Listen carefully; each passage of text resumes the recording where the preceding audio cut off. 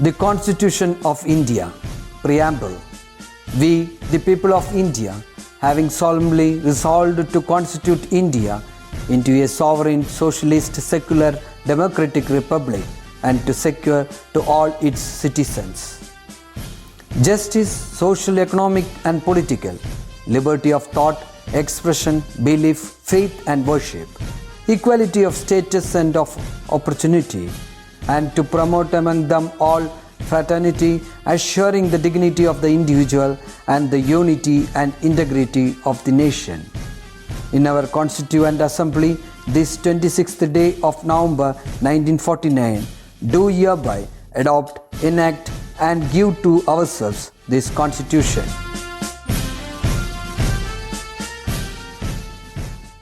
Hi children, how are you all doing? We all are witnessing a change which is inevitable and which taught us how we misuse our Mother Earth. Again a change will happen which all of us live together peacefully protecting our Mother Earth. Yes, talking about Mother Earth, I thought I should ask something about Earth. How many of you know where we are living on Earth?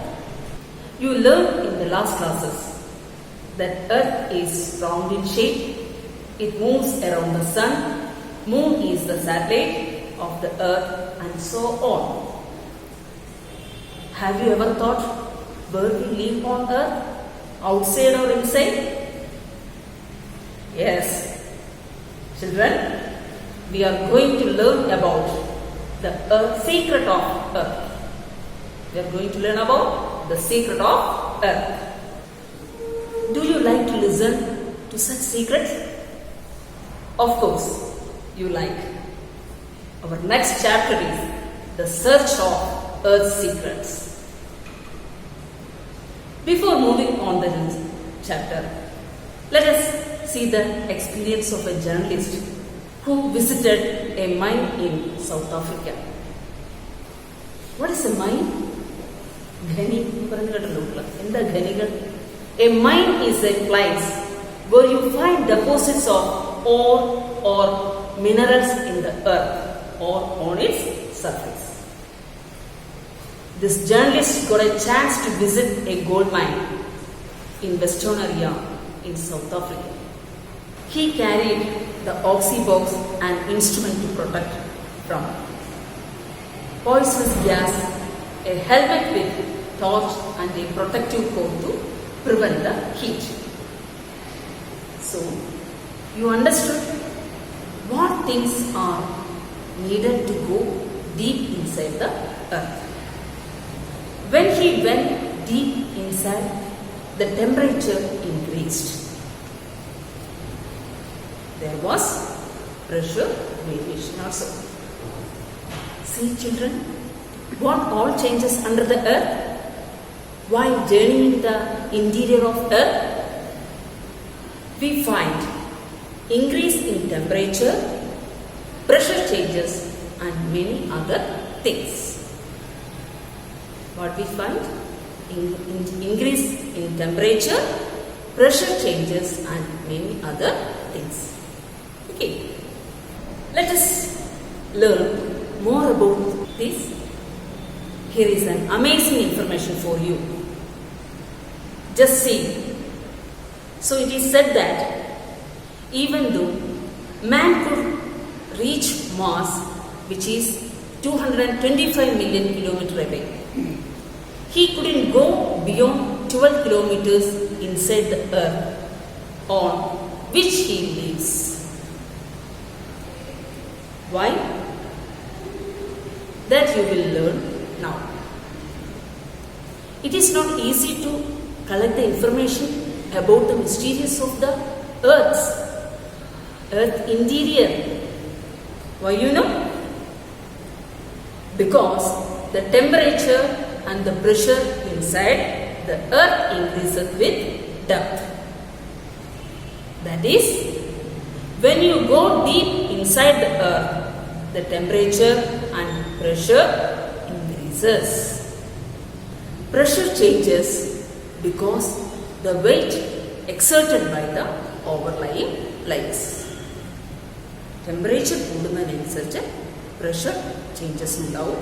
That is also increasing. Okay. The temperature at the center of the earth is above 5000 degrees Celsius. What is it? 5000 degrees Celsius. Just imagine the situation. How hot it will be. എന്തൊരു ചൂടായിരിക്കും. നമുക്ക് ആലോചിക്കാൻ കഴിയുന്നതാണ് ആ ചൂട് അല്ലേ. 5000 degree Celsius ആണ് എർത്തിന്റെ central പാർട്ടിനുള്ള hot എന്ന് പറയുന്നത്. Children, you know iron melt at 1530 degrees Celsius. 1538 degree സെൽഷ്യസിലാണ് ഇരുമ്പ് ഉരുകുന്നത്. ആലോചിച്ച് നോക്കൂ, ഇരുമ്പ് ഉരുക്കാൻ ആവശ്യമായിട്ടുള്ളത് 1538 ഡിഗ്രി സെൽഷ്യസ് ആണ്. അതിൻ്റെ എത്രയോ മടങ്ങാണ് ഭൂമിയുടെ ഉള്ളിലെ ചൂട്. 5000 ഡിഗ്രി സെൽഷ്യസ് ആണെന്നാണ് പറയുന്നത്. നമുക്ക് ആലോചിക്കാൻ പോലും ഇമാജിൻ ചെയ്യാൻ പോലും പറ്റാത്ത ഒരു ഹോട്ടാണ് അവിടെ അല്ലേ. See the intensity of heat down or inside the earth. ഒന്ന് ആലോചിച്ച് നോക്കുക അതിൻ്റെ ചൂട് എത്ര മാത്രമാണെന്നുള്ളത്. So we learn that as we go deeper, the temperature and pressure increases. ഭൂമിയുടെ ഉള്ളിലേക്ക് പോകുന്തോറും ടെമ്പറേച്ചറും പ്രഷറും ഇൻക്രീസ് ചെയ്യുന്നു. Is it clear now? Children, have you ever thought how we get the information about the interior of the earth? മക്കളെ, നിങ്ങൾ എന്തെങ്കിലും ചിന്തിച്ചിട്ടുണ്ടോ എങ്ങനെയാണ് നമുക്ക് ഭൂമിയുടെ ഉൾഭാഗങ്ങളെ കുറിച്ചുള്ള അറിവ് നേടിയെടുക്കാൻ സാധിച്ചതെന്ന്? Where will we get this information? Yes. There are certain sources by which we get information about the interior of the earth. ഭൂമിയുടെ ഉൾഭാഗങ്ങളെ കുറിച്ച് അറിയാൻ നമ്മെ സഹായിക്കുന്ന ചില സോഴ്സസുകളുണ്ട്, ചില ഉറവിടങ്ങളുണ്ട് അല്ലേ. അത് ഏതൊക്കെയാണെന്ന് നമുക്കറിയണ്ടേ? From the materials reaching the earth's surface through the volcanic eruption.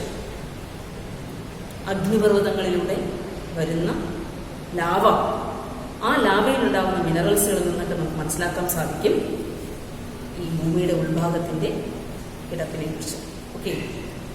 Data collected from mines, ഖനികളിൽ നിന്നും കണ്ടെത്തിയിട്ടുള്ള ഇൻഫർമേഷനിലൂടെ നമുക്ക് അറിയാൻ സാധിക്കും. Analysis of the propagation of waves generating during earthquakes. ഭൂകമ്പം ഉണ്ടാകുന്ന സമയങ്ങളിൽ വേവ്സിൽ ഉണ്ടാകുന്ന ചലനത്തെ ആസ്പദമാക്കി നമുക്ക് ഈ ഭൂമിയുടെ ഉൾഭാഗങ്ങളെ കുറിച്ചുള്ള അറിവുകൾ കണ്ടെത്താൻ സാധിക്കും. So what are the main sources for help? Volcanic eruption, data collected from mine and earthquakes. Okay. The earth has divided into different layers based on the analysis of waves generated during earthquakes. The different layers are crust, mantle, outer core and inner core. All these three layers have certain features. Look at the picture. Can you see the three layers? The three layers of the earth are crust, mantle, core, inner core and outer core also. Now, let us learn about the first layer, that is crust. It is the thin outer shell of the earth. The crust has two parts, continental crust and oceanic crust. Continental crust under the land and oceanic crust under the ocean. Different types of contents also we can see there, that is silica and alumina. Like that, silica and magnesium also we find from the oceanic crust side. So we learned that the continental crust is also known as sea and the oceanic crust is known as sima. Now, the next layer is the mantle. The mantle is beneath the crust. It is up to 2,900 kilometers from the crust. 84% of volume. There are two parts of the mantle. They are upper mantle and lower mantle. The upper mantle is made of silicon compounds. It is in a solid state. The lower mantle is beneath the upper mantle. The lower mantle is the liquid state. So now we learn the two layer crust and mantle. Crust have two parts, continental crust and oceanic crust. Like that, mantle also have the two parts, that is upper mantle and lower mantle. What is the last layer name? Yes, core. Okay. Now the third layer is called core. That is the center of the heart of earth. Okay, the center part of the earth is known as core. Clear? Its outer boundaries is 2,900 kilometers beneath the earth's surface, extending up to 6,375 kilometers. The core has also two parts, outer core and inner core. So today we learn the three layers of earth: crust, mantle, core. Crust have two parts, continental crust and oceanic crust.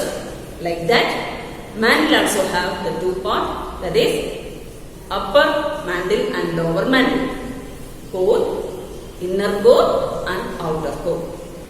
Next topic, lithosphere and asthenosphere. The crust and the upper part of the mantle together are known as lithosphere. The part beneath the lithosphere where the materials exist in a partially molten state. It is known as asthenosphere. This is the sources of molten rock, lava or the molten rock that comes out during volcanic eruption.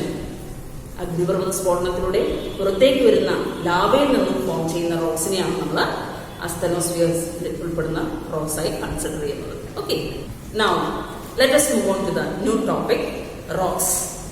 നിങ്ങളുടെ ചുറ്റുപാടുമുള്ള വിവിധ തരത്തിലുള്ള കല്ലുകൾ കണ്ടിട്ടുണ്ടാവും അല്ലെ, stones കണ്ടിട്ടുണ്ടാവും.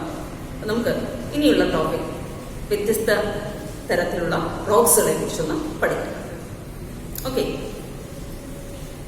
the lithosphere got its name from the material with which it is made. Lithos means rocks. Litho എന്ന് പറഞ്ഞാൽ എന്താ? Rocks.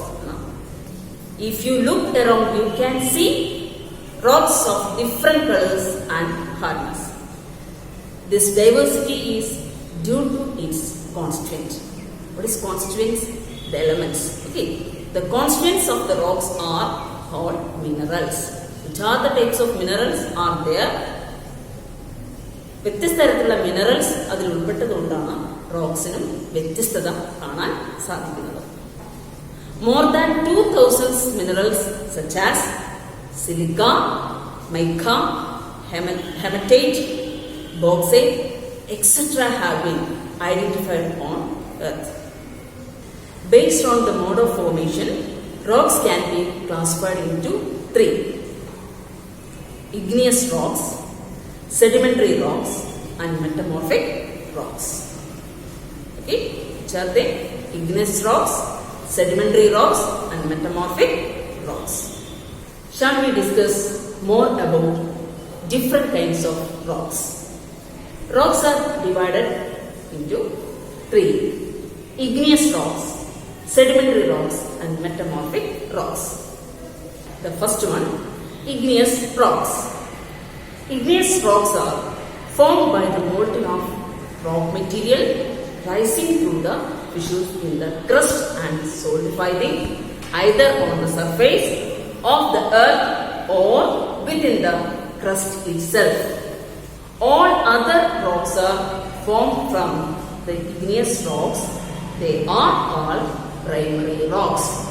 മറ്റ് എല്ലാ റോക്സുകളും ഇഗ്നിയസ് റോക്സിൽ നിന്ന് ഫോം ചെയ്യുന്നത് കൊണ്ട് ഇതിനെ പ്രൈമറി റോക്സ് എന്ന പേരിലും വിശേഷിപ്പിക്കാറുണ്ട്. Example granite and basalt. Okay. What is the second type of rock? Sedimentary rocks. Rocks undergo weathering in course of time. The debris, that is waste. The debris so form with deposits in the low region as layers. These materials gradually get lithified and transformed into sedimentary rocks. As sedimentary rocks are formed in layers, they are also known as stratified rocks. Example, sandstone and limestone. Shall we study the third type of rocks? Yes, metamorphic rocks. What is it? Metamorphic rocks. When rocks undergo physical and chemical changes due to high pressure and temperature, metamorphic rocks are formed. Example, marble and slate. കുട്ടികൾ കണ്ടിട്ടുണ്ടാവും marble ഒക്കെ ഇല്ലേ? Marble ഏത് കാറ്റഗറിയിലാണ് പെടുന്നത്? Metamorphic റോക്സിൽ. കായാന്തരിത ശില എന്നാണത് അറിയപ്പെടുന്നത്. Okay.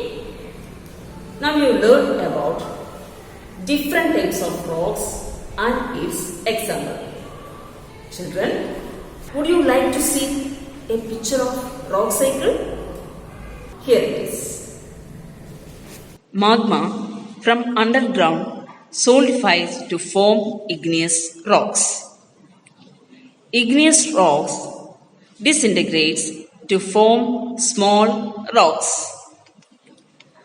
These rocks lithify to form layers of sedimentary rocks. Under high temperature and pressure, these sedimentary rocks transform into metamorphic rocks. Metamorphic rocks again melt and forms magma. You can also see that under high temperature and pressure, at times igneous rocks directly change into metamorphic rocks. Metamorphic and sedimentary rocks also disintegrate to form small rocks. Children, hope you understood the concept of rock cycle. The rock may not remain their original form forever. They are subjected to several changes over time. So, I hope you understood that changes happen to the rocks from its original form. I expect you to observe this in your surroundings and find out the difference from your learning with the help of your textbook. That's all for today. Thank you.